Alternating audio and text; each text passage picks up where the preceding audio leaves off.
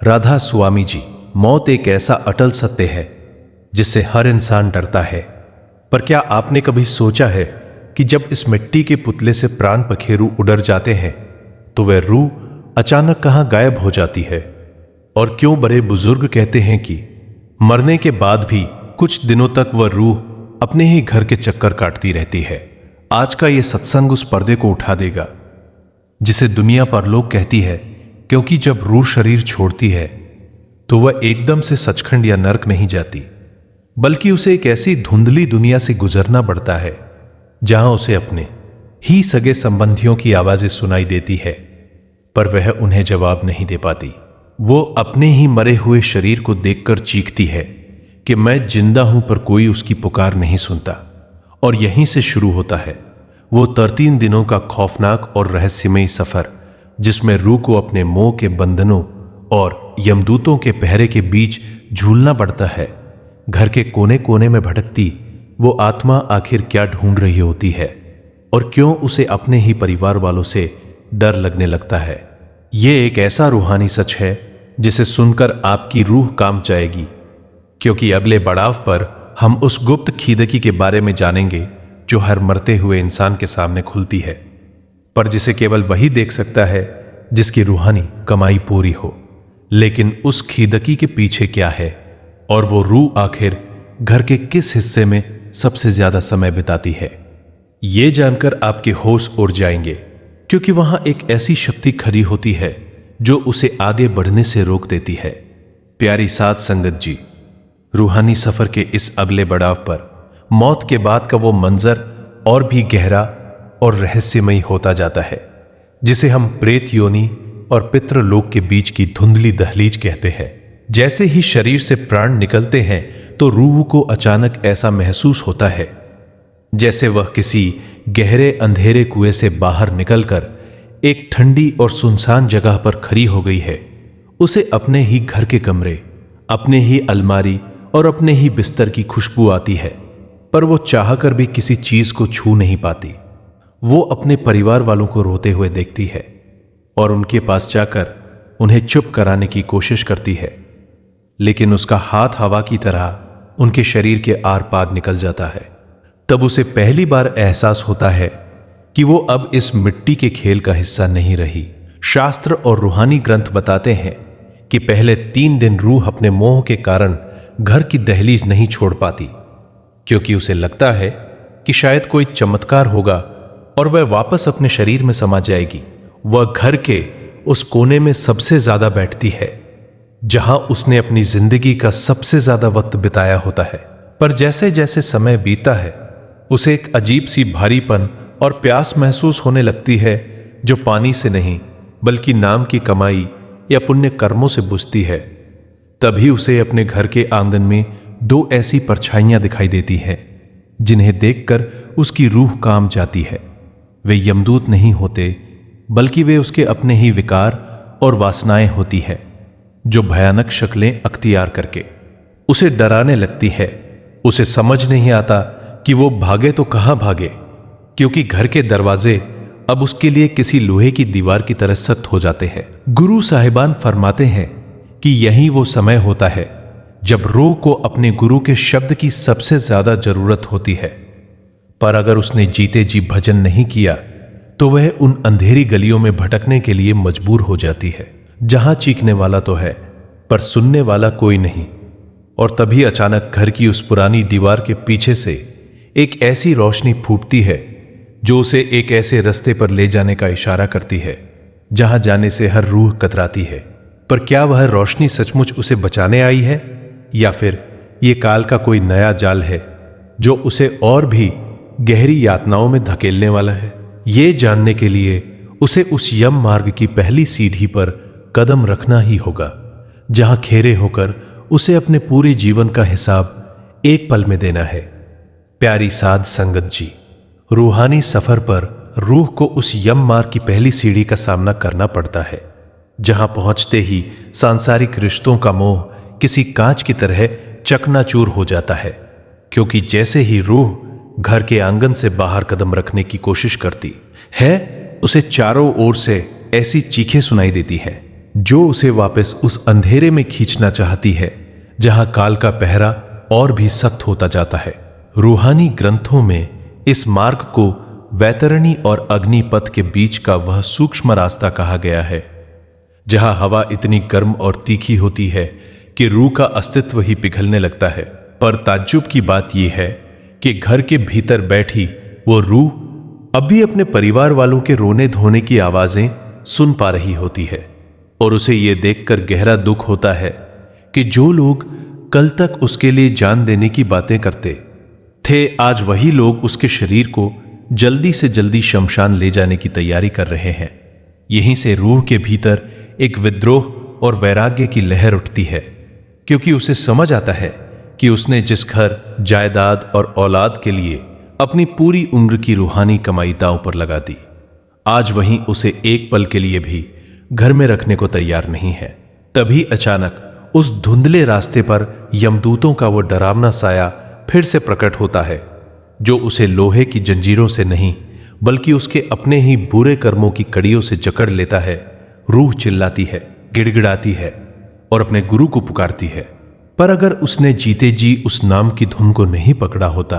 तो उसे वहां केवल सन्नाटा और अपनी ही गलतियों की प्रतिध्वनि सुनाई देती है। वह देखती है कि उसके सामने एक बहुत बड़ा मैदान है, जहां करोड़ों रूहें नग्न और भूखी प्यासी भटक रही है, और वे सब एक ही दिशा में भाग रही है, जहां से एक भयानक गर्जना हो रही है। वो गर्जना धर्मराज की न्याय की होती है, या फिर काल के उस भूखे पेट की जो हर रूह को निगलने के लिए बेताब है। यह रहस्य तब खुलता है जब रूह उस मैदान के बीचों बीच खड़ी एक ऐसी रूहानी हस्ती को देखती है, जिसकी आंखों से नफरत नहीं बल्कि एक अपार करुणा बरस रही होती है। पर वो हस्ती उसे बचाने के लिए हाथ नहीं बढ़ाती, बल्कि उसे एक ऐसी खिड़की की ओर इशारा करती है जहां उसे अपना ही अगला जन्म और वो भयानक पीड़ा दिखाई देती है, जो उसे उस घर में वापस जाने से रोक रही है। लेकिन क्या वह रूह उस खिड़की को पार कर पाएगी, या फिर उसे उन 13 दिनों के बीतने से पहले ही एक ऐसी सजा भुगतनी होगी जिसका जिक्र सुनकर बड़े बड़े सूरमाओं के भी पसीने छूट जाते हैं, क्योंकि उस खिड़की के उस पार एक ऐसा जाल बिछा है। प्यारी सात संगत जी, रूहानी सफर के इस सबसे भयावह पड़ाव पर रूह को उस सजा का सामना करना पड़ता है जिसे रूहानी ग्रंथों में यम यातना और मोहपाश की वह कशमकश कहा गया है,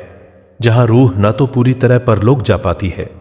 और ना ही इस संसार में वापस लौट पाती है। क्योंकि जब वह रूह उस खिड़की की ओर कदम बढ़ाती है तो उसे अचानक पीछे से एक ऐसी जकड़न महसूस होती है जैसे हजारों बिच्छुओं ने एक साथ डंक मार दिया हो। यह जकड़न और कुछ नहीं बल्कि उसके परिवार वालों का वह अंधा मोह और झूठा विलाप होता है, जो रूह को आगे बढ़ने से रोककर वापस उसी घर की दीवारों में खींच लाता है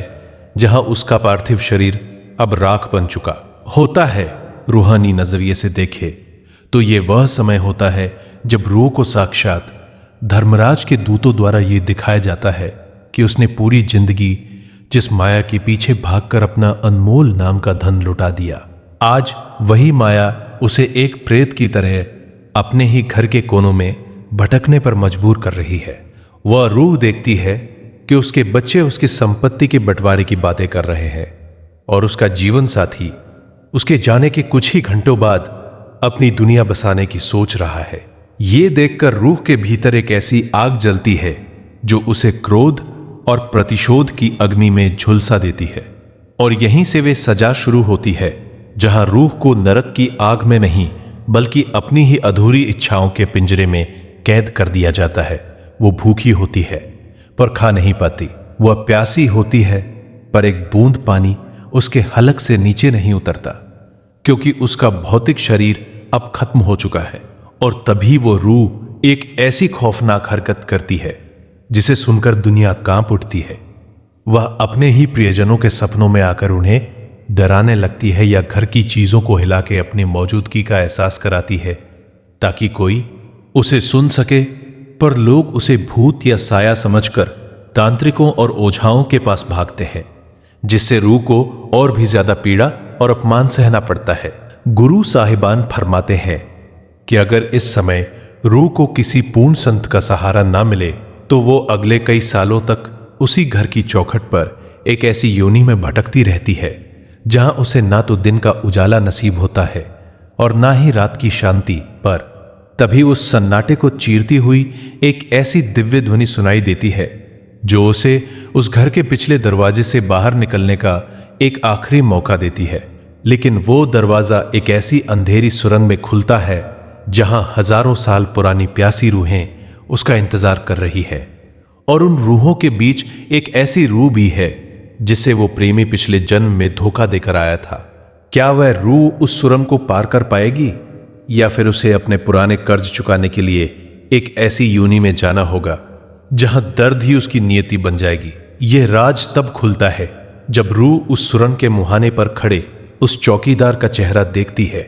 जो कोई फरिश्ता नहीं बल्कि उसकी अपनी मौत का साक्षात स्वरूप है। प्यारी साध संगत जी, रूहानी सफर के इस अंधेरी सुरंग के मुहाने पर खड़ी कांप रही होती है जहां वक्त की गति थम जाती है और केवल कर्मों की चीखें गूंजती है, क्योंकि जैसे ही वे रूह उस सुरंग के भीतर पहला कदम रखती है उसे वहां कोई यमदूत नहीं बल्कि अपनी ही जिंदगी के वे धोखे और पाप इंसानी शक्लें अख्तियार करके खड़े दिखाई देते हैं जिन्हें वे बरसों पहले भूल चुकी थी। वो देखती है कि सुरंग की दीवारों पर उसके उन अपनों के चेहरे उभरे हुए हैं जिनका उसने दिल दुखाया था या जिनका हक मारकर उसने अपनी कोठियां खड़ी की थीं। और तभी उस अंधेरे में से एक ऐसी रूह बाहर निकलती है जिसे वो पिछले जन्म में मझधार में छोड़कर आया था। वह रूह उसे पकड़कर जोर जोर से झकझोरने लगती है और पूछती है कि बता, तूने मुझे तड़पाया था तो अब तू सुख की उम्मीद कैसे कर सकता है। रूहानी ग्रंथों में इस जगह को ऋणानुबंध का वह चौराहा कहा गया है जहां रूह को एक एक पाई का हिसाब चुकता करना पड़ता है। रूह वहां गिड़गिड़ाती है कि मुझे छोड़ दो, मैं वापस जाकर सब ठीक कर दूंगी। पर उसे यह कड़वा सच याद दिलाया जाता है कि अब वह मिट्टी का चोला छिन चुका है और अब केवल भुगतना ही उसकी नियति है। उस सुरंग में भूख और प्यास इतनी प्रबल होती है कि रूह को ऐसा लगता है मानो उसके सीने में हजारों सुइयां चुभ रही हो। पर वहां ना तो पानी की एक बूंद मिलती है और ना ही सांत्वना का एक शब्द। वो देखती है कि उसके घर में लोग उसके नाम पर दान पुण्य कर रहे हैं, पर उसका रूहानी फल उस तक नहीं पहुंच पा रहा क्योंकि उसने जीते जी कभी निष्काम भाव से सेवा नहीं की थी। तभी वो चौकीदार जो उसकी अपनी मौत का स्वरूप है उसे एक ऐसी भयानक कोठरी की ओर धकेलता है जहां रूह को अगले कुछ दिनों तक अपने उन वासनाओं के साथ अकेले रहना पड़ता है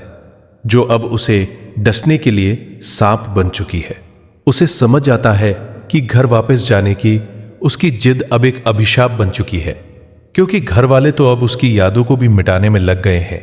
और वो अकेली उस सुरंग के सन्नाटे में अपनी ही परछाई से डर रही है। पर अचानक उस सन्नाटे को चीरती हुई एक बहुत ही बारीक और मधुर धुन सुनाई देती है जो उस सुरंग की छत फाड़कर नीचे उतर रही होती है। वह धुन किसी साधारण राग की नहीं बल्कि उस नाम की होती है जिसे उसने कभी बचपन में या किसी सत्संग में अनजाने में सुन लिया था। वह रोशनी उस सुरंग के काले पत्थरों को मोम की तरह पिघलाने लगती है और रूह को एक पल के लिए ऐसा महसूस होता है जैसे कोई उसे गोद में उठा रहा है। पर क्या वो रोशनी उसे सीधे सचखंड ले जाएगी या फिर उसे उस यमलोक के मुख्य द्वार तक पहुंचाकर छोड़ देगी जहां चित्रगुप्त का वह विशाल रजिस्टर खुला पड़ा है जिसमें उसकी हर सांस का हिसाब लिखा है। यह रहस्य तब और भी गहरा हो जाता है जब रूह उस रोशनी के पीछे पीछे चलती हुई एक ऐसे विशालकाय दरवाजे पर पहुंचती है जिसके ऊपर खून से सने हुए अक्षरों में उसका अपना ही नाम लिखा होता है। और उस दरवाजे के पीछे से ऐसी चीखें आ रही होती है जो उसे फिर से मौत का स्वाद चखा देती है। प्यारी साध संगत जी, रूहानी सफर के इस रूहा उस विशाल दरवाजे के सामने आकर ठिठक जाती है जहां पहुंचते ही सांसारिक बुद्धि और चतुराई धरी की धरी रह जाती है क्योंकि जैसे ही वे रूह उस दरवाजे के भीतर प्रवेश करती है उसे कोई भयानक कालकोठरी नहीं बल्कि एक अनंत शून्य जैसा दरबार दिखाई देता है जहां ना कोई वकील है और ना ही कोई गवाह। वहां केवल एक विशाल पारदर्शी दीवार है जिसे चित्रगुप्त का लेखा जोखा कहा जाता है, उस दीवार पर रूह को अपनी पूरी जिंदगी एक पल में ऐसे चलती दिखाई देती है जैसे कोई तेज रफ्तार फिल्म हो, जिसमें उसके वे गुप्त विचार भी साफ झलक रहे होते हैं जिन्हें उसने दुनिया से छिपा कर रखा था। रूहानी ग्रंथों में इस घड़ी को आत्म साक्षात्कार का वह कड़ा समय माना गया है, जहां रूह को अपनी ही गलतियों पर इतनी शर्मिंदगी महसूस होती है कि वह खुद ही नर्क की आग में कूद जाने के लिए तैयार हो जाती है। वह देखती है कि जब वो घर में बैठकर माला फेर रही थी, तब उसका मन पड़ोसियों की बुराई में लगा था, और जब वो दान दे रही थी, तब उसके भीतर अहंकार का पहाड़ खड़ा था। तभी उस दरबार के सन्नाटे को चीरती हुई धर्मराज की वो गरजती आवाज सुनाई देती है, जो पूछती है कि तुझे अनमोल मानुष जन्म दिया गया था ताकि तू नाम की कमाई करके वापस घर आ सके, पर तूने उस समय को मिट्टी के घरौंदे बनाने में क्यों उजाड़ दिया।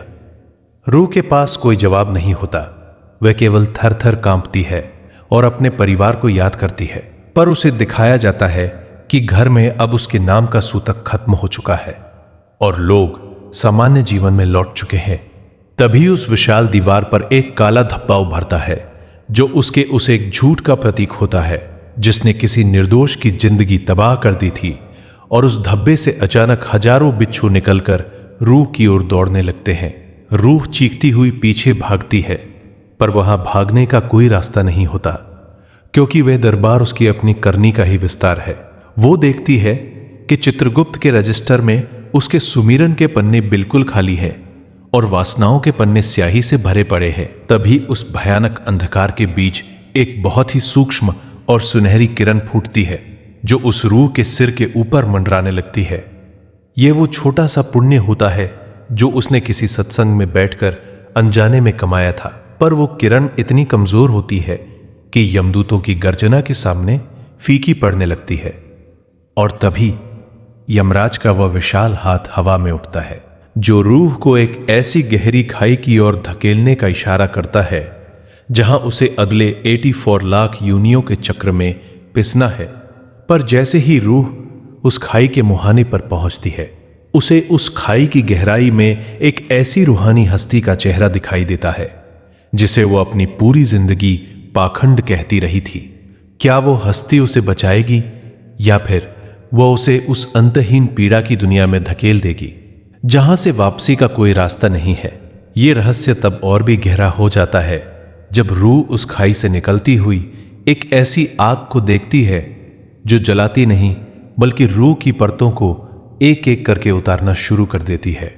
प्यारी साथ संगत जी, रूहानी सफर के इस रहस्यमयी बड़ाव पर रूह को उस रूहानी आग का सामना करना पड़ता है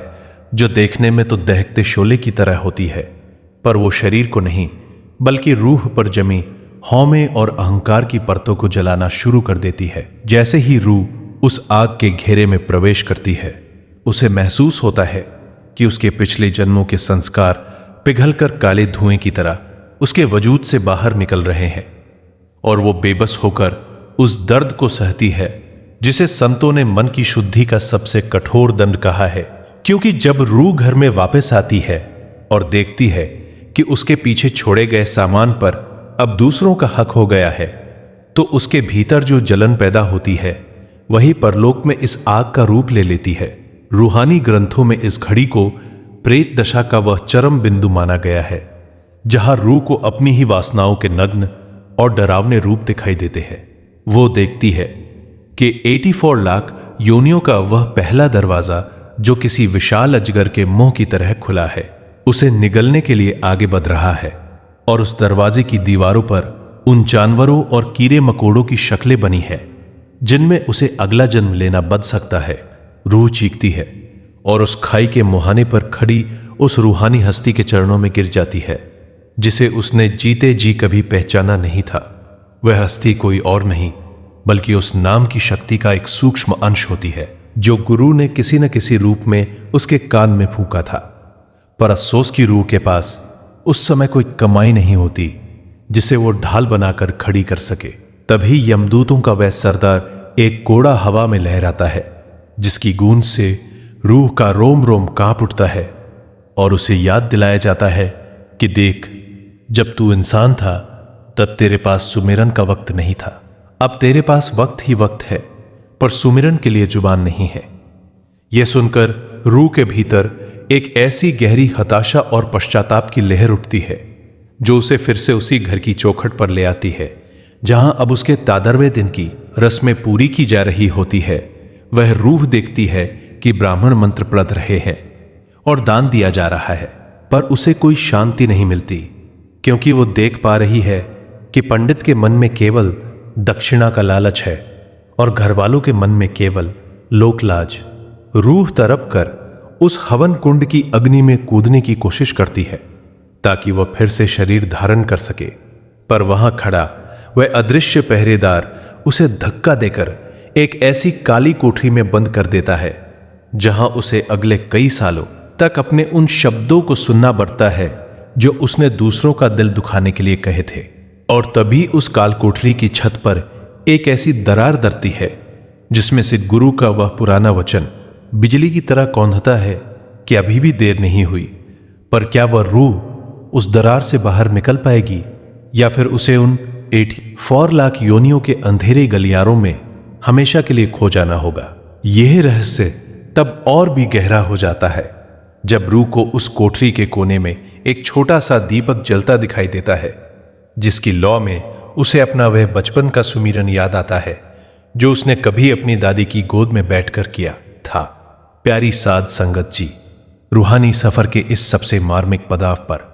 रूह उस कालकोठरी के कोने में जलते उस नन्हे से दीपक की लौ में अपनी उन मासूम यादों को देखती है जब उसके मन में रूहानियत का पहला बीज बोया गया था। पर अफसोस कि उस दीपक की रोशनी इतनी मध्यम होती है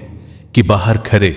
यमदूतों की डरावनी परछाइयां उसे बुझाने के लिए बार बार फूंक मारती हैं, क्योंकि काल कभी नहीं चाहता कि रूह को अपने असली घर का रास्ता याद आए। रूहानी ग्रंथों में इस घड़ी को विवेक का उदय कहा गया है, जहां रूह को पहली बार एहसास होता है कि 84 लाख योनियों का वे विशाल चक्रव्यूह कोई सजा नहीं बल्कि उसकी अपनी अधूरी इच्छाओं का ही विस्तार है। जैसे ही वह रूह उस दीपक को छूने की कोशिश करती है, उसे अचानक अपने घर के उस कमरे की याद आती है जहां उसकी मृत्यु हुई थी और उसे दिखता है कि वहां अब उसकी तस्वीर पर माला चढ़ी है,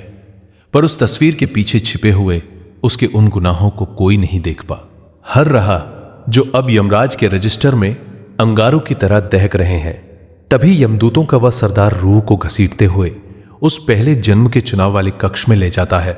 जहां दीवार पर हजारों शीशे लगे होते हैं और हर शीशे में एक अलग योनि का चेहरा दिखाई देता है, कहीं कुत्ता, कहीं बैल तो कहीं नाली का कीड़ा। और रूह को मजबूर किया जाता है कि वो अपनी वासना के अनुसार अपना अगला घर चुने। रूह चीखती है कि मैंने तो दान किया था, मैंने तो तीर्थ यात्राएं की थी, पर उसे जवाब मिलता है कि तूने जो कुछ किया वो दुनिया को दिखाने के लिए किया, मालिक को पाने के लिए नहीं। रूह के पैर उस ठंडी और चिपचिपी जमीन पर जम जाते हैं जहां उसे महसूस होता है कि उसके पिछले जन्मों के वो मांस और खून के रिश्ते अब उसके गले में फंदा बनकर कस रहे हैं। तभी उस कक्ष के सन्नाटे को चीरती हुई एक ऐसी गर्जना होती है जैसे पहाड़ टूट रहे हों, और 84 लाख योनियों का वो पहला द्वार जो एक पशु की योनि का प्रवेश मार्ग है धीमे धीमे खुलने लगता है। रूह देखती है कि उस द्वार के भीतर से करोड़ों रूहों के रोने और कराहने की आवाजें आ रही है जो कभी इंसान हुआ करती थी पर अब बेजुबान जानवर बनकर अपनी करनी भुगत रही है। और तभी उस रूह को अपनी आंखों के सामने अपनी वो औलाद दिखाई देती है जिसके लिए उसने पूरी उम्र पाप किए थे, पर वो औलाद अब उसे पहचान भी नहीं पा रही और खुशियां मना रही है। ये देखकर रूह का वो दीपक बुझने लगता है और उसे लगता है कि अब उसका अंत निश्चित है। पर तभी उस अंधेरे में एक नीली रोशनी का गोला प्रकट होता है जो उस पशु द्वार के सामने खड़ा हो जाता है। हर वो रोशनी ना तो यमदूतों की होती है और ना ही काल की, बल्कि वो उस गुरु की दया का एक अंश होती है जो रूह को एक आखिरी चेतावनी देने आई है। लेकिन वह चेतावनी क्या है और क्या रूह उस पशु योनि में जाने से बच पाएगी, या फिर उसे उन 13 दिनों के बीतने के साथ ही एक ऐसी कोख में प्रवेश करना होगा जहां से फिर कभी इंसान बनने का रास्ता नहीं मिलेगा। यह रहस्य तब और भी गहरा हो जाता है जब वो नीली रोशनी रूह के कान में एक ऐसा गुप्त मंत्र फूंकती है जिसे सुनते ही यमदूतों के हाथ से जंजीरें गिर जाती है। प्यारी साध संगत जी, रूहानी सफर के इस सबसे विस्मयकारी पड़ाव पर उस नीली रोशनी के गोले से फूटती वह रूहानी गूंज रूह के रोम रोम को झंकृत कर देती है, जहां यमदूतों के खूंखार चेहरे भी पल भर के लिए फीके पड़ जाते हैं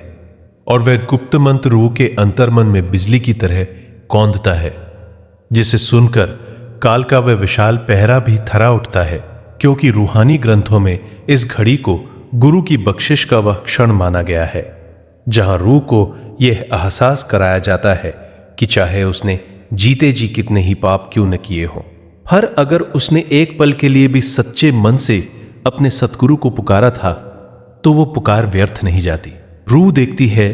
कि वो नीली रोशनी कोई साधारण प्रकाश नहीं, बल्कि उसके गुरु के उसी पवित्र नाम की ढाल है। जिसे ही वो मंत्र रूह के कानों में दरता है, यमदूतों की पकड़ ढीली हो जाती है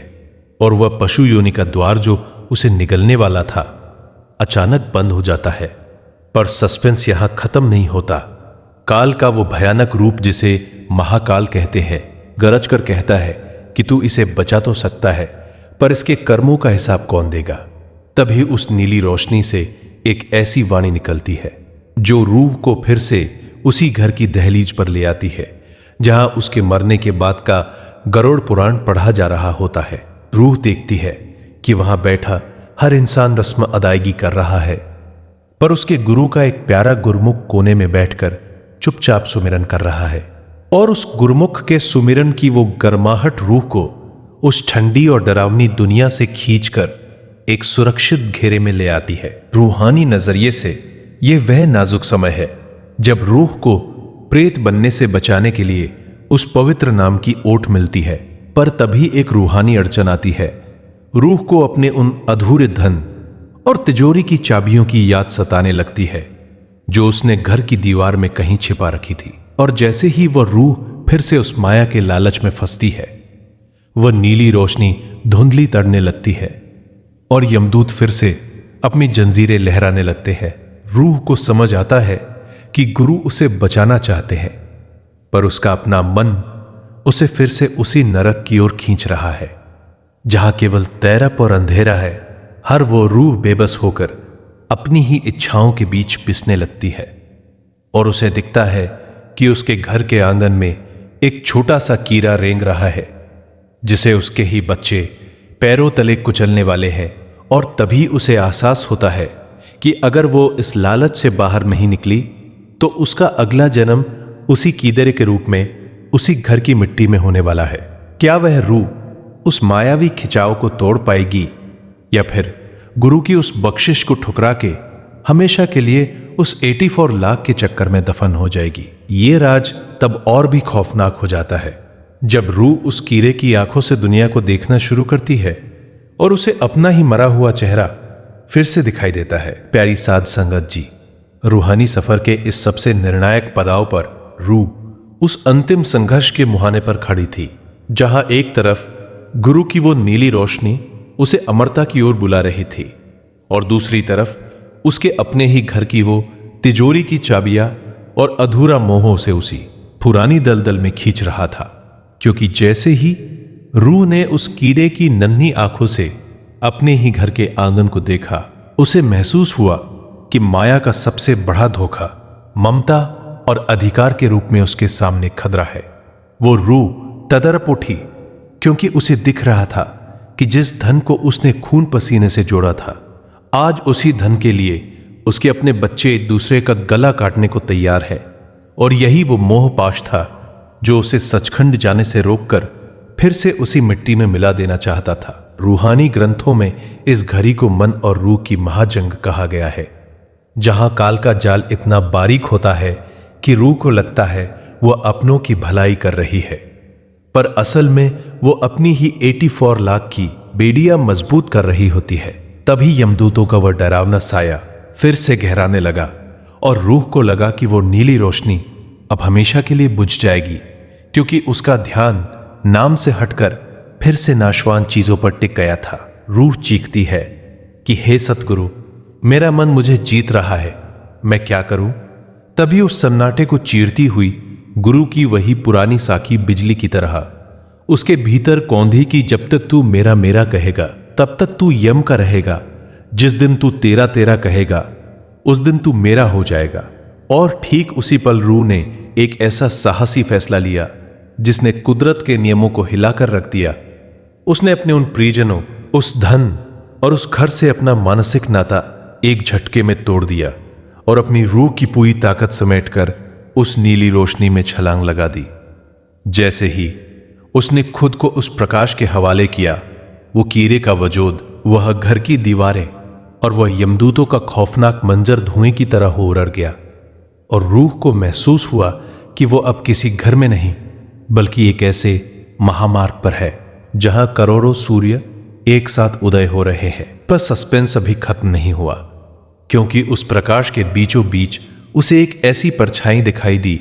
जो हुबहू उसी की तरह दिखती थी, पर उसके हाथ में उन 84 लाख योनियों के ताले की चाबियां थी। क्या वो परछाई उसकी अपनी वासना का आखिरी अवशेष थी जो उसे फिर से पलटने पर मजबूर कर देगी, या फिर वह उस सचखंड का द्वारपाल था जो उसे एक ऐसी हकीकत दिखाने वाला था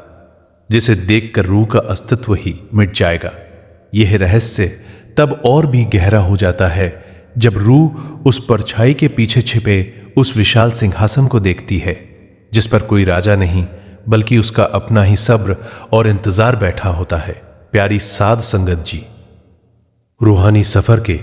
इस सबसे रोंगटे खड़े कर देने वाले पड़ाव पर रूह उस रहस्यमयी परछाई के बिल्कुल करीब खड़ी थी जो उसे सचखंड के पहले द्वार पर रोककर खड़ी थी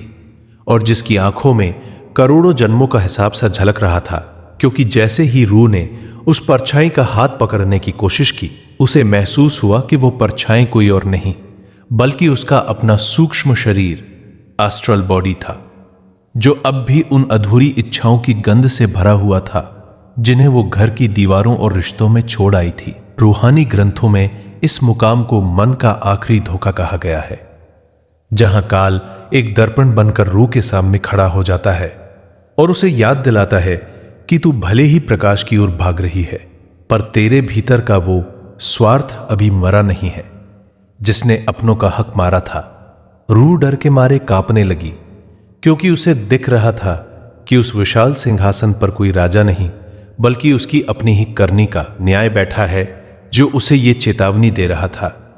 कि यदि उसने उस परछाई को पार नहीं किया तो वह सचखंड के द्वार से वापस उसी 84 लाख के दलदल में गिर जाएगी जहां यमदूत उसका मांस नोचने के लिए तैयार खड़े हैं। तभी उस सन्नाटे को चीरती हुई एक ऐसी गर्जना हुई जैसे आकाश फट गया हो और रूह को अपने पीछे उन हजारों रूहों की चीखें सुनाई दी जिन्हें उसने अपने जीवन में कभी न कभी दुख पहुंचाया था। हर वह रूहें उसे पुकार रही थी कि हमें हिसाब दिए बिना तू मुक्त कैसे हो सकती है। रूह बेबस होकर उस नीली रोशनी की ओर हाथ बढ़ाती है, पर वो रोशनी अब उस परछाई के घेरे में धुंधली तरती जा रही थी। उसे समझ आया कि घर वापस आने की उसकी जो तड़प थी वह असल में एक जंजीर थी जिसने उसे अब इस सपनों की दुनिया में कैद कर दिया था। तभी अचानक उस परछाई ने अपना नकाब उतारा और रूह के होश उड़ गए। उस नकाब के पीछे कोई राक्षस नहीं बल्कि उसके अपने गुरु का वही शांत चेहरा था, पर गुरु की आंखों में आज प्यार नहीं बल्कि एक कठोर इम्तिहान की आंख थी। गुरु ने अपना हाथ उस सिंहासन की ओर बढ़ाया और कहा कि अगर तुझे पार जाना है हर तो तुझे अपनी इस परछाई को यहीं जलाकर राख करना होगा। क्या तू तैयार है खुद को पूरी तरह मिटाने के लिए? रूह एक ऐसे धर्म संकट में फंस गई जहां एक तरफ उसकी रूहानी मुक्ति थी और दूसरी तरफ उसका वो अस्तित्व जिसे वो बरसों से मैं कहती आई थी। पर जैसे ही उसने उस सिंहासन की सीढ़ी पर अपना पहला कदम रखा, उसे लगा कि उसके पैर जल रहे हैं और वो फिर से उसी घर की रसोई में खेरी है जहां उसकी 13वीं का खाना पक रहा है। क्या यह फिर से कोई माया का जाल था या फिर उसे सचखंड जाने से पहले एक ऐसी अंतिम परीक्षा देनी थी जिसमें उसे अपने ही बच्चों के हाथों अपमानित होना था? ये रहस्य तब और भी गहरा हो जाता है जब रूह देखती है कि उसके घर के आंगन में एक काला कुत्ता खड़ा है जो उसे अपनी ओर बुला रहा है, और उस कुत्ते की आंखों में उसे अपनी ही अधूरी वासना का साया नजर आता है। प्यारी साध संगत जी, रूहानी सफर के इस सबसे खौफनाक बदलाव पर रूह उस काले कुत्ते की जलती हुई आंखों में अपनी ही वासनाओं का प्रतिरूप देखकर जम गई, क्योंकि जैसे ही उसने उस कुत्ते की ओर कदम बढ़ाया, उसे महसूस हुआ कि वह जानवर कोई और नहीं बल्कि उसके अपने ही मन का वह लालच था जो उसे जीते जी कभी शांति से बैठने नहीं देता था। हर रूहानी ग्रंथों में इस घड़ी को अंतिम परीक्षा का वह मंजर कहा गया है, जहां रूह को यह चुनाव करना पड़ता है कि वह गुरु की उस नीली रोशनी के साथ ओर जाए या फिर अपने घर के उसी आंगन में एक पशु बनकर वापस लौट आए जहां उसकी 13वीं का खाना खिलाया जा रहा है। रूह तड़प उठी, क्योंकि उसे दिख रहा था कि उसके अपने ही बच्चे उस काले कुत्ते को डंडे मारकर भगा रहे हैं, और यह देखकर रूह के भीतर का मोह फिर से जाग उठा कि देखो, जिनके लिए मैंने पाप किए वही आज मुझे इस हाल में भी दुत्कार रहे हैं। और यही वो पल था जहां रूह के पैर सचखंड की सीढ़ियों से फिसलने लगे। तभी यमदूतों का वह सरदार, जो अब तक अदृश्य था, एक भयानक अट्टहास के साथ प्रकट हुआ, और उसने रूह के गले में वो वासना की जंजीर डाल दी जो सीधे उस कुत्ते की योनि से जुड़ी थी। रूह चीखती रही कि मुझे बचा लो, मुझे गुरु के पास जाना है। पर काल की वो गर्जना सुनाई दी कि जब तक तेरे भीतर मेरा घर और मेरे बच्चे का बीज मौजूद है, तब तक तू सचखंड के द्वार पर सिर्फ एक भिखारी है, मालिक नहीं। रूह ने देखा कि वो घर की दीवारें अब किसी लोहे के पिंजरे की तरह उसे चारों ओर से घेर रही है, और उस रसोई की महक उसे एक ऐसी भूख की ओर खींच रही है जो कभी नहीं मिटेगी। तभी उस अंधकार को चीरती हुई गुरु की वही कोमल आवाज फिर से गूंजी कि बच्चे, अपनी आंखें बंद कर और देख कि तू कौन है। क्या तू ये शरीर है, ये कुत्ता है, या फिर वो अमर शब्द जो कभी मरता नहीं? रूह ने जैसे ही अपनी चेतना को समेटा,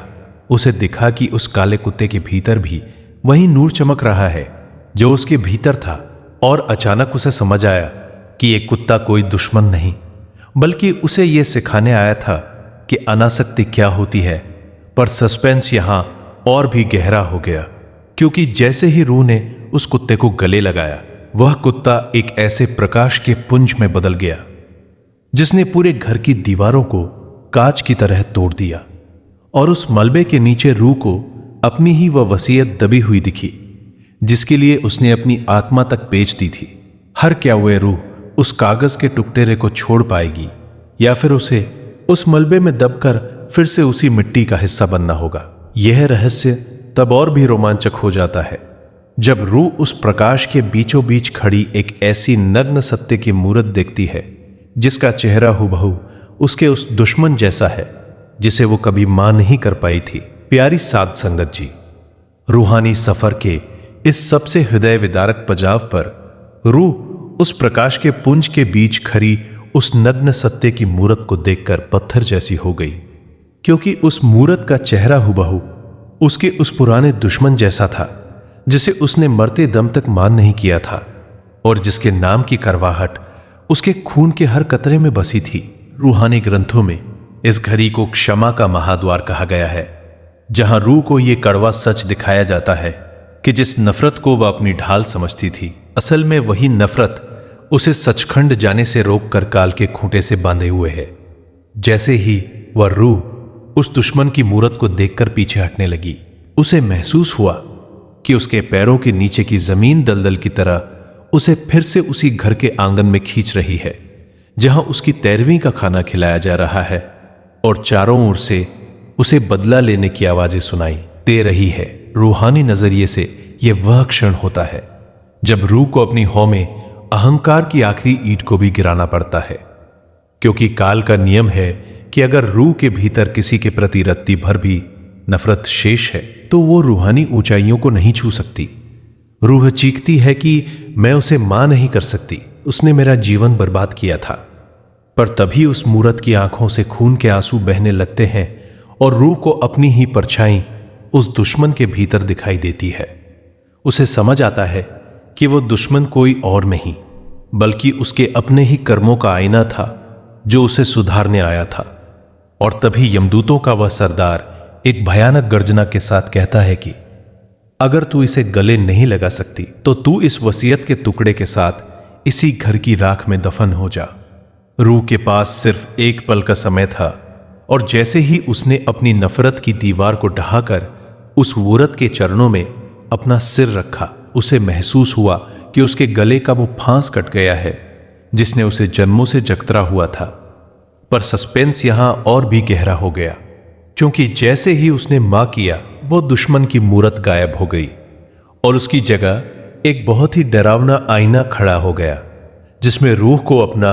अगला जन्म एक अंधे भिखारी के रूप में दिखाई दिया, जो उसी घर के बाहर हाथ फैलाए खड़ा था। क्या यह मारी का फल था या फिर काल का कोई नया धोखा? यह रहस्य तब और भी रोमांचक हो जाता है जब रूह उस आईने को तोड़ने की कोशिश करती है और उसे अपने ही बच्चों के हंसने की आवाजें सुनाई देती है, जो उसकी वसीयत के कागजों को जलाकर जश्न मना रहे हैं। प्यारी साध संगत जी, रूहानी सफर के इस सबसे खौफनाक पड़ाव पर रूह उस अंधे भिखारी के चेहरे को आईने में देखकर सुन्न बन गई, क्योंकि वो चेहरा किसी और का नहीं बल्कि उसके अपने अगले जन्म की वो भयानक हकीकत थी जो उसे उस घर की चौखट पर वापस खींच रही थी जहां उसने अपनी पूरी जिंदगी ऐशो आराम में बिताई थी। रूहानी ग्रंथों में इस घड़ी को प्रारब्ध का कोड़ा कहा गया है, जहां रूह को यह कड़वा सच दिखाया जाता है कि जिस वसीयत और धन के लिए उसने अपनों का हक मारा और नफरत की दीवारें खड़ी की, अब उसी घर के बाहर उसे एक एक दाने के लिए तरसना होगा। और वही बच्चे जो आज उसकी संपत्ति पर जश्न मना रहे हैं, कल उसे पहचानेंगे तक नहीं। रूह तदरप उठी और उस आईने को अपने रूहानी हाथों से तोड़ने की कोशिश करने लगी, पर जैसे ही उसने आईने पर प्रहार किया, उसे अपने ही बच्चों के हंसने की वही क्रूर आवाजें सुनाई दी जो अब उसकी वसीयत के कागजों को आग के हवाले कर रहे थे। रूहानी नजरिए से यह वह पल होता है जब रूह का मोह पूरी तरह टूटकर बिखर जाना चाहिए था, पर अफसोस की रूह के भीतर की ममता अभी भी उसे उस जलती हुई वसीयत की राख को बचाने के लिए नीचे खींच रही थी। तभी यमदूतों का वह सरदार एक भयानक गर्जना के साथ प्रकट हुआ और उसने रूह के गले में वो अंधेपन की पट्टी बांधनी शुरू कर दी जो उसे अगले जन्म की कालकोठरी में धकेलने वाली थी। रूह चिल्लाई कि हे मेरे दाता, क्या मेरी पूरी उम्र की भक्ति का यही फल है कि मैं अपने ही घर के बाहर भिखारी बनूं? तभी उस सन्नाटे को चीरती हुई गुरु की वही गंभीर और रूहानी आवाज गूंजी कि बच्चे, तू भिखारी तब बनता है जब तू मांगता है। अगर तू देना सीख जाए तो तू अभी भी शहंशाह बन सकता है। रूह को समझ नहीं आया कि इस मौत के बाद के मंजर में वो क्या दे सकती है, क्योंकि उसके पास तो अब शरीर भी नहीं था। हर पर तभी उसे याद आया कि उसके पास अभी भी एक चीज बची थी, उसकी वो अंतिम सांस की कमाई और वो नाम जो उसने कभी अनजाने में जपा था। और ठीक उसी क्षण रूह ने एक ऐसा चमत्कारिक फैसला लिया जिसने काल के दरबार में खलबली मचा दी। उसने अपनी मुक्ति की चाहत को भी त्याग दिया और अपनी रूहानी कमाई का सारा पुण्य उन बच्चों के नाम कर दिया, हर जो उसे भुला चुके थे। जैसे ही उसने ये महादान किया, वह अंधा भिखारी, हर वो आईना और वो यमदूतों की जंजीरें एक बिजली की कत के साथ गायब हो गईं और रूह को महसूस हुआ कि वो अब किसी घर या योनि में कैद नहीं है, बल्कि वो एक ऐसे नीले आकाश में तैर रही है जहां शब्द खत्म हो जाते हैं। पर सस्पेंस यहां अपने चरम पर पहुंच गया, क्योंकि जैसे ही वे रूह उस नीले आकाश की गहराइयों में उतरी, उसे वहां एक ऐसी सदेद चादर बिछी हुई दिखी जिसके नीचे उसका अपना ही अतीत दबा पड़ा था। और उस चादर को उठाने के लिए उसे एक ऐसे हाथ की जरूरत थी जो उसे उस आखिरी सचखंड के द्वार तक ले जा सके। अर पर क्या वो हाथ उसके गुरु का होगा, या फिर वो अंधा भिखारी फिर से किसी नए रूप में उसका रास्ता रोक लेगा? ये रहस्य तब और भी गहरा हो जाता है जब रूह उस चादर के नीचे छिपी अपनी अंतिम इच्छा को जागते हुए देखती है। प्यारी साध संगत जी, रूहानी सफर के इस सबसे निर्णायक पड़ाव पर रूह उस अनंत सफेद चादर के सामने खड़ी कांप रही थी, जिसे रूहानी ग्रंथों में माया का अंतिम पर्दा कहा गया है, क्योंकि जैसे ही रूह ने उस चादर को उठाने की कोशिश की, उसे महसूस हुआ कि उसके नीचे कोई खजाना या स्वर्ग नहीं, बल्कि उसका अपना ही वो अतीत दबा पड़ा है जिसे वो पुण्य कर्मों की आदर में छिपाती आ रही थी। रूहानी नजरिए से यह वो घड़ी होती है जहां काल अपना सबसे आखिरी और घातक वार करता है। वह रूह को उसकी अपनी भक्ति का अहंकार दिखाता है। रूह को लगा कि उसने अपना सब कुछ दान कर दिया तो अब वो महान हो गई है, पर तभी उस सफेद चादर के भीतर से वही अंधा भिखारी रेंगता हुआ बाहर आया और उसने रूह का पैर पकड़ लिया। रूह चीख उठी कि मैंने तो अपना सारा पुण्य दे दिया, अब तू मेरा रास्ता क्यों रोक रहा है। हर तब उस भिखारी के फटे हुए होठों से एक ऐसी रूहानी हकीकत निकली जिसने रूह के होश उड़ा दिए। उसने कहा कि तूने पुण्य तो दिया, पर देने वाले का अहंकार अभी भी तेरे साथ है। तू अभी भी खुद को दाता समझ रही है, जबकि यहां तो केवल वह एक ही दाता है।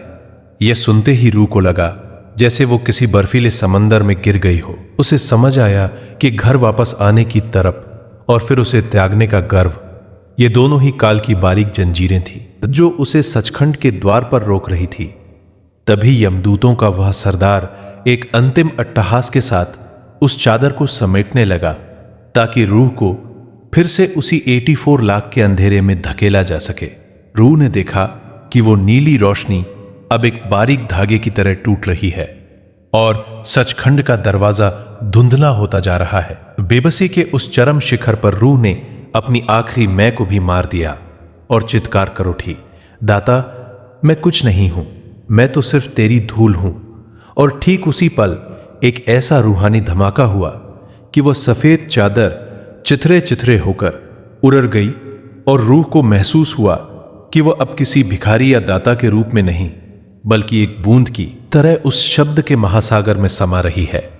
पर सस्पेंस यहां अपने सबसे खतरनाक मोड़ पर पहुंच गया, क्योंकि जैसे ही रूह ने उस महासागर में गोता लगाया, उसे वहां अपने ही उन पूर्वजों के चेहरे दिखाई दिए जो सदियों से वहां कैद थे, और वे सब एक सुर में चीख रहे थे कि वापस जा, अभी तेरा एक कर्ज बाकी है। रूह दंग रह गई कि आखिर वो कौन सा कर्ज था जो मौत के बाद भी उसका पीछा नहीं छोड़ रहा था। क्या वो कर्ज उसके घर के उस पुराने नीम के पेड़ के नीचे दबा था, या फिर किसी ऐसी रूह के पास जिसका जिक्र उसने कभी अपने जीते जी किसी से नहीं किया था। यह रहस्य तब और भी गहरा हो जाता है जब रूह उस महासागर की गहराई में अपने ही गुरु को एक साधारण मजदूर के रूप में पत्थर तोड़ते हुए देखती है। प्यारी साध संगत जी, रूहानी सफर के इस सबसे अचंभित कर देने वाले पड़ाव पर रूह उस शब्द के महासागर की गहराई में अपने ही गुरु को एक साधारण मजदूर के रूप में पत्थर तोड़ते देख सुन्न रह गई, क्योंकि जिस गुरु को उसने हमेशा रेशमी चोलों और ऊंचे सिंहासनों पर कल्पना किया था, वो आज पसीने से लथपथ होकर उन काले पत्थरों को चकनाचूर कर रहा था जो रूह के अंतिम कर्ज की दीवार बने खड़े थे। हर रूहानी ग्रंथों में इस घड़ी को गुरु का परोपकार कहा गया है, जहां रूह को ये रोंगटे खड़े कर देने वाला सच दिखाया जाता है कि जब रूह अपने घर के मोह और वासनाओं में डूबी होती है, तब गुरु अदृश्य होकर उसके उन भयानक कर्मों के पहाड़ों को खुद काट रहा होता है ताकि रूह का बोझ हल्का हो सके। रूह चीख उठी और गुरु के उन फटे हुए हाथों को चूमने के लिए दौड़ी, पर जैसे ही उसने गुरु को छूना चाहा, उसे पीछे से उन पूर्वजों की डरावनी आवाजें फिर से सुनाई दी जो कह रहे थे कि तू इस महासागर को पार नहीं कर सकती, क्योंकि तेरा वो अंतिम कर्ज अभी भी उस पुराने नीम के पेड़ के नीचे दबा है। रूह हर तरफ उठी कि दाता मैंने तो सब छोड़ दिया, अब ये कौन सा कर्ज है। तभी गुरु ने उस हथौड़े को एक तरफ रखा और अपनी उन गहरी आंखों से रूह की ओर देखते हुए कहा कि बच्चे, वो कर्ज किसी धन या दौलत का नहीं, बल्कि उस वचन का है जो तूने पिछले जन्म में किसी मरती हुई रूह से किया था, पर पूरा करना भूल गई। और ठीक उसी पल रूह की आंखों के सामने उस नीम के पेड़ का मंजर उभरा, जहां उसने एक बेसहारा रूह को नाम सुनाने का वादा किया था, पर अपनी दुनियादारी की चकाचौंध में उसे अकेला छोड़ दिया था। रूहानी नजरिए से यह वह बारीक अड़चन होती है जहां रूह को यह समझ आता है कि मालिक के दरबार में केवल खुद का भला करना काफी नहीं है, बल्कि परोपकार की कमी भी एक जंजीर बन सकती है। तभी यमदूतों का वह सरदार एक भयानक गर्जना के साथ उस नीम के पेड़ की जड़ों से लिपट गया और उसने रूह को फिर से उसी मिट्टी की ओर खींचना शुरू कर दिया। रूह ने देखा कि वो महासागर अब धीरे धीरे खून की नदी में बदल रहा है और गुरु का वो मजदूर रूप भी धुंधला बढ़ता जा रहा है। उसे समझ आया कि अगर उसने उस कर्ज को अभी इसी वक्त रूहानी तौर पर अदा नहीं किया तो उसे फिर से उसी घर की मिट्टी में एक जहर बनकर पैदा होना पड़ेगा, जो सदियों तक उसी नीम के नीचे दबी रहेगी। पर सस्पेंस यहां अपने चरम पर पहुंच गया, क्योंकि जैसे ही रूह ने उस कर्ज को चुकाने के लिए अपनी पूरी रूहानी हस्ती को दांव पर लगाया, उस नीम के पेड़ से एक ऐसी काली छाया बाहर निकली जिसका चेहरा हुबहू उसके उस बचपन के मित्र जैसा था जो सालों पहले गायब हो गया था। क्या वह मित्र कोई रूहानी जासूस था या फिर काल का कोई ऐसा दूत जो रूह को सचखंड के बिल्कुल दरवाजे से धक्का देने वाला था? यह रहस्य तब और भी खौफनाक हो जाता है जब वो काली छाया रूह के कान में फुसफुसाती है कि तूने मुझे धोखा दिया था, अब तेरी मुक्ति का रास्ता मेरे पैरों के नीचे से होकर जाता है। प्यारी साध संगत जी, रूहानी सफर के इस सबसे रोंगटे खड़े कर देने वाले पड़ाव पर रूह उस काली छाया की फुसफुसाहट सुनकर ऐसे जम गई जैसे उसके अस्तित्व पर बर्फ जम गई हो, क्योंकि उस छाया का चेहरा हुबहू उसके उस बचपन के मित्र जैसा था जिसे उसने जवानी की दहलीज पर चढ़ते ही भुला दिया था। पर रूहानी ग्रंथों में इस घड़ी को छिपे हुए हिसाब का वह खौफनाक आईना कहा गया है, जहां रूह को यह कड़वा सच दिखाया जाता है कि जिस इंसान को उसने अपनी कामयाबी के रास्ते से पत्थर समझकर हटा दिया था, आज वही इंसान सचखंड के द्वार पर उसकी मुक्ति की चाबी बनकर खड़ा है। रूहानी नजरिए से यह वह पल होता है जहां रूह का सफेद चोला दागदार नजर आने लगता है, क्योंकि उस काली छाया ने रूह का हाथ पकड़कर उसे एक ऐसी अंधेरी कोठरी में खींच लिया जहां समय का पहिया उल्टा घूमने लगा। रूह ने देखा कि बचपन में उसने अपने उस मित्र के हिस्से का नामदान और पुण्य छल से अपने नाम कर लिया था और उसे अंधेरे में छोड़कर खुद उजाले की ओर भाग आई थी। हर वह छाया गरज कर बोली कि तूने मालिक के घर जाने के लिए मेरी रूह की सीढ़ी बनाई, अब तू उस सीढ़ी के बिना ऊपर कैसे जाएगी? रूह तरफ उठी और उस मजदूर रूपी गुरु की ओर हाथ फैलाने लगी, पर गुरु ने आज अपने हाथ पीछे खींच लिए, क्योंकि इंसाफ के तराजू में गुरु भी दखल नहीं देता जब तक रूह खुद अपना मैल न धो ले। तभी यमदूतों का वह सरदार उस नीम के पेड़ की सूखी टहनियों से एक ऐसा कोड़ा बुनने लगा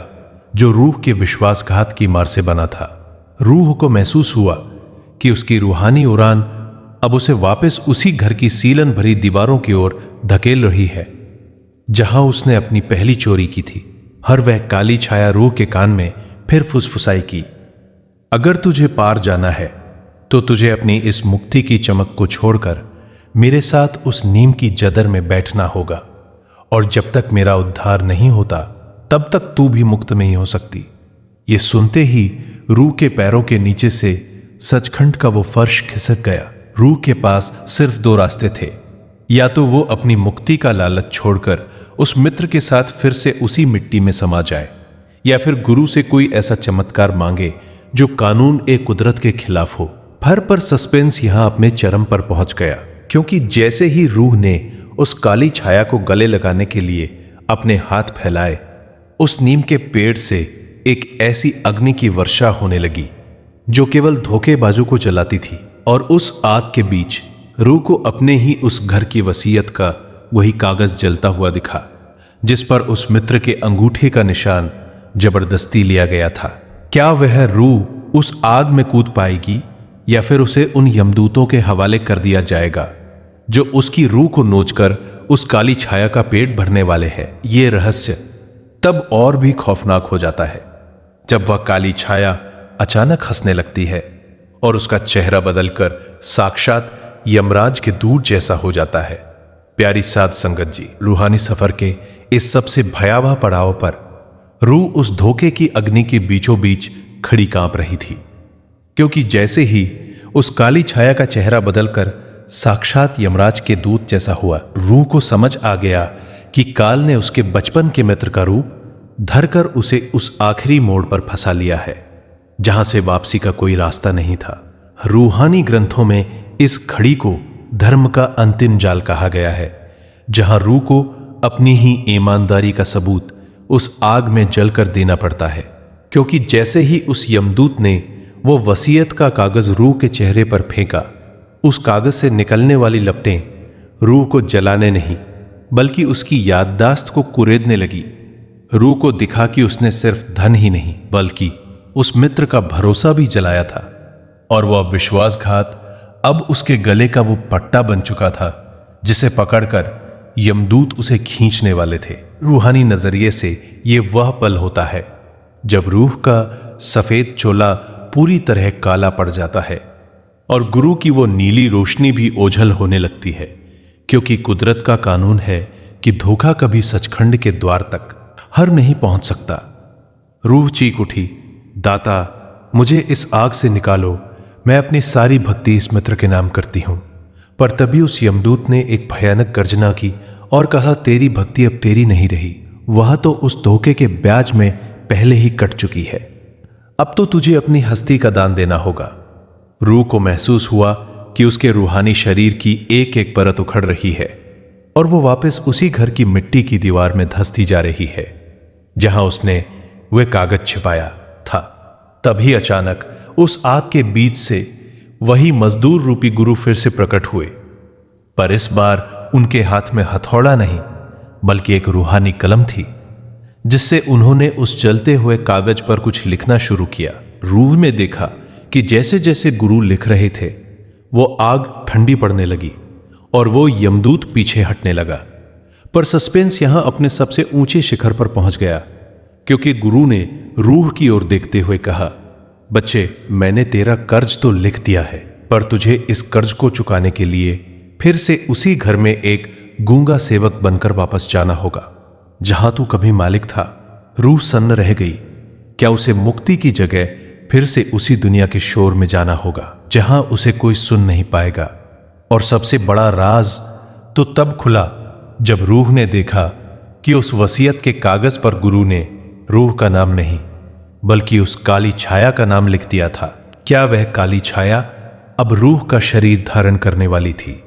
और रूह को उसकी जगह उस अंधेरे में रहना था? यह रहस्य तब और भी खौफनाक हो जाता है जब रूह को अपने ही घर के पालने में एक बच्चे के रोने की आवाज सुनाई देती है, जिसकी आंखों में वही धोखे की चमक थी जो रूह के भीतर कभी हुआ करती थी। प्यारी साध संगत जी, रूहानी सफर के इस सबसे मार्मिक पड़ाव पर रूह उस गूंगा सेवक के रूप में अपने ही पुराने घर की दहलीज पर खड़ी थी जहां कल तक उसकी हुकूमत चलती थी। पर आज कुदरत के एक खौफनाक न्याय ने उसे उसी घर में एक बेजुबान बनाकर खड़ा कर दिया था। क्योंकि रूहानी ग्रंथों में इस घड़ी को कर्मों की अदला बदली का वह गुप्त कानून कहा गया है, जहां रूह को अपनी की हुई धोखेबाजी का फल उसी जगह भुगतना पड़ता है जहां उसने बीज बोए थे। जैसे ही रूह ने उस पालने में लेटे उस नन्हे बच्चे की आंखों में देखा, उसे वह धोखे की चमक सा नजर आई जो कभी उसके अपने भीतर थी। उसे समझ आ गया कि वह काली छाया यानी उसका वही पुराना मित्र अब उसके घर का वारिस बनकर पैदा हो चुका है और वह खुद उस वारिस की सेवा करने वाला एक गूंगा नौकर बन चुका है। रूहानी नजरिए से यह वह पल होता है जहां ना कोई वकील है और ना ही कोई गवाह। वहां केवल एक विशाल पारदर्शी दीवार है जिसे चित्रगुप्त का लेखा जोखा कहा जाता है। उस दीवार पर रूह को अपनी पूरी जिंदगी एक पल में ऐसे चलती दिखाई देती है जैसे कोई तेज रफ्तार फिल्म हो जिसमें उसके वे गुप्त विचार भी साफ झलक रहे होते हैं जिन्हें उसने दुनिया से छिपा कर रखा था। रूहानी ग्रंथों में इस घड़ी को आत्म साक्षात्कार का वह कड़ा समय माना गया है जहां रूह को अपनी ही गलतियों पर इतनी शर्मिंदगी महसूस होती है कि वह खुद ही नर्क की आग में कूद जाने के लिए तैयार हो जाती है। वह देखती है कि जब वो घर में बैठकर माला फेर रही थी तब उसका मन पड़ोसियों की बुराई में लगा था, और जब वो दान दे रही थी तब उसके भीतर अहंकार का पहाड़ खड़ा था। तभी उस दरबार के सन्नाटे को चीरती हुई धर्मराज की वो गरजती आवाज सुनाई देती है, जो पूछती है कि तुझे अनमोल मानुष जन्म दिया गया था ताकि तू नाम की कमाई करके वापस घर आ सके, पर तूने उस समय को मिट्टी के घरौंदे बनाने में क्यों उजाड़ दिया। रूह के पास कोई जवाब नहीं होता। वह केवल थर थर कांपती है और अपने परिवार को याद करती है, पर उसे दिखाया जाता है कि घर में अब उसके नाम का सूतक खत्म हो चुका है और लोग सामान्य जीवन में लौट चुके हैं। तभी उस विशाल दीवार पर एक काला धब्बा उभरता है, जो उसके उस एक झूठ का प्रतीक होता है जिसने किसी निर्दोष की जिंदगी तबाह कर दी थी। और उस धब्बे से अचानक हजारों बिच्छू निकलकर रूह की ओर दौड़ने लगते हैं। रूह चीखती हुई पीछे भागती है, पर वहां भागने का कोई रास्ता नहीं होता,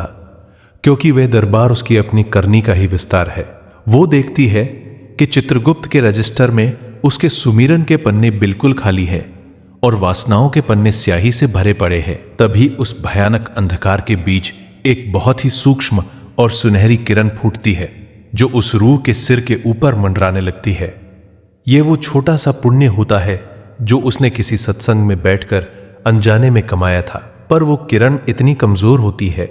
कि यमदूतों की गर्जना के सामने फीकी पड़ने लगती है। और तभी यमराज का वह विशाल हाथ हवा में उठता है। जैसे ही उस बालक ने आधी रात के सन्नाटे में रूह, जो अब एक गूंगा सेवक था, के कान में वही गुप्त मंत्र फुसफुसाया। रूह के भीतर एक बिजली सी कौंधी। उसे समझ आ गया कि वो बालक कोई साधारण रूह नहीं, बल्कि साक्षात कुल मालिक का वह रूप था, जो उसकी आखिरी हौ में अहंकार को गलाने के लिए इस दुनिया के कीचड़ में उतरा था। रूहानी ग्रंथों में इस घड़ी को महाविश्राम कहा गया है। जैसे ही रूह ने उस बालक के चरणों में अपना सिर रखा और ये स्वीकार कर लिया कि ना ये घर मेरा है, ना ये वसीयत मेरी है, और ना ही ये सेवा मेरी है, सब तेरा ही है, वैसे ही वह नीम का पेड़, हर वह आलीशान कोठी और वह गूंगा शरीर कांच के टुकड़ों की तरह बिखर गए। रूहानी सच का पर्दाफाश। अचानक रूह ने खुद को उसी शब्द के महासागर के बीच पाया, जहां वह मजदूर रूपी गुरु अब हाथ में वही वसीयत का कागज लिए खड़े थे। गुरु ने मुस्कुराते हुए उस कागज को रूह के सामने फाड़ दिया और कहा, बच्चे, ये कागज तेरी वसीयत नहीं, बल्कि तेरे उन लेने देने का हिसाब था जिसने तुझे जन्मों से बांध रखा था। आज तूने अपने दुश्मन की सेवा मालिक समझकर की, तो तूने खुद को ही नहीं बल्कि उस रूह को भी मुक्त कर दिया जिसे तूने धोखा दिया था। तभी यमदूतों का वो डरावना घेरा हमेशा के लिए मिट गया और काल का वो विशाल दरवाजा, जो खून के अक्षरों से भरा था, अब सफेद नूरानी प्रकाश में बदल गया। रूह ने देखा कि सचखंड के उस द्वार पर कोई पहरेदार नहीं था, क्योंकि रूह अब खुद नूर बन चुकी थी। वो गूंगा सेवक अब अनाहत नाद रूहानी धुन सुन रहा था। हर वो अंधा भिखारी अब मालिक के साक्षात दर्शन कर रहा था। वह मैं अब तू में समा चुकी थी। रूह ने जैसे ही उस महासागर में आखिरी गोता लगाया, उसे महसूस हुआ कि वो कहीं जा नहीं रही है, बल्कि वो हमेशा से वहीं थी। बस मोह और माया की पट्टियों ने उसे भटका रखा था। गुरु ने अपना हाथ बढ़ाया और रूह को उस अगम लोक में खींच लिया, जहां न सूरज है, न चांद और न ही मौत का कोई साया। साथ संगत जी, यह कहानी हमें सिखाती है कि मौत के बाद का सफर डरावना नहीं होता, बल्कि वो हमारे ही कर्मों का आईना होता है। अगर जीते जी नाम की कमाई कर ली जाए और मैं को मार दिया जाए, तो मौत एक सजा नहीं बल्कि मालिक से मिलन का उत्सव बन जाती है। जैसे ही उस बालक ने आधी रात के सन्नाटे में रूह, जो अब एक गूंगा सेवक था, के कान में वही गुप्त मंत्र फुसफुसाया। रूह के भीतर एक बिजली सी कौंधी। उसे समझ आ गया कि वो बालक कोई साधारण रूह नहीं, बल्कि साक्षात कुल मालिक का वह रूप था, जो उसकी आखिरी हौ में अहंकार को गलाने के लिए इस दुनिया के कीचड़ में उतरा था। रूहानी ग्रंथों में इस घड़ी को महाविश्राम कहा गया है। जैसे ही रूह ने उस बालक के चरणों में अपना सिर रखा और ये स्वीकार कर लिया कि ना ये घर मेरा है, ना ये वसीयत मेरी है, और ना ही ये सेवा मेरी है, सब तेरा ही है, वैसे ही वह नीम का पेड़, हर वह आलीशान कोठी और वह गूंगा शरीर कांच के टुकड़ों की तरह बिखर गए। रूहानी सच का पर्दाफाश। अचानक रूह ने खुद को उसी शब्द के महासागर के बीच पाया जहां वह मजदूर रूपी गुरु अब हाथ में वही वसीयत का कागज लिए खड़े थे। गुरु ने मुस्कुराते हुए उस कागज को रूह के सामने फाड़ दिया और कहा, बच्चे, ये कागज तेरी वसीयत नहीं बल्कि तेरे उन लेने देने का हिसाब था जिसने तुझे जन्मों से बांध रखा था। आज तूने अपने दुश्मन की सेवा मालिक समझकर की तो तूने खुद को ही नहीं बल्कि उस रूह को भी मुक्त कर दिया जिसे तूने धोखा दिया था। तभी यमदूतों का वो डरावना घेरा हमेशा के लिए मिट गया और काल का वो विशाल दरवाजा जो खून के अक्षरों से भरा था अब सफेद नूरानी प्रकाश में बदल गया। रूह ने देखा कि सचखंड के उस द्वार पर कोई पहरेदार नहीं था क्योंकि रूह अब खुद नूर बन चुकी थी। वो गूंगा सेवक अब अनाहत नाद रूहानी धुन सुन रहा था। हर वो अंधा भिखारी अब मालिक के साक्षात दर्शन कर रहा था। वह मैं अब तू में समा चुकी थी। रूह ने जैसे ही उस महासागर में आखिरी गोता लगाया उसे महसूस हुआ कि वो कहीं जा नहीं रही है बल्कि वो हमेशा से वहीं थी, बस मोह और माया की पट्टियों ने उसे भटका रखा था। गुरु ने अपना हाथ बढ़ाया और रूह को उस अगम लोक में खींच लिया जहां ना सूरज है, न चांद और ना ही मौत का कोई साया। साथ संगत जी, यह कहानी हमें सिखाती है कि मौत के बाद का सफर डरावना नहीं होता बल्कि वो हमारे ही कर्मों का आईना होता है। अगर जीते जी नाम की कमाई कर ली जाए और मैं को मार दिया जाए तो मौत एक सजा नहीं बल्कि मालिक से मिलन का उत्सव बन जाती है। अगर इस साखी ने आपके दिल में मालिक के प्रति प्रेम और तलब को और गहरा किया है तो इस वीडियो को लाइक जरूर करें और अपने परिवार व सत्संगी भाई बहनों के साथ शेयर करें ताकि ये रूहानी संदेश हर तरपती रूह तक पहुंच सके। रूहानियत और सत्संग से जुड़ी ऐसी ही अनमोल साखियों के लिए हमारे चैनल को सब्सक्राइब करना न भूलें और बेल आइकन को दबाएं ताकि हर नई साखी सबसे पहले आप तक पहुंचे। अपनी हाजिरी लगाने के लिए और अपनी रूहानी खुशी प्रकट करने के लिए कमेंट में राधा स्वामी जी लिखना ना भूले। मालिक की दया मेहर आप सब पर बनी रहे। राधा स्वामी जी।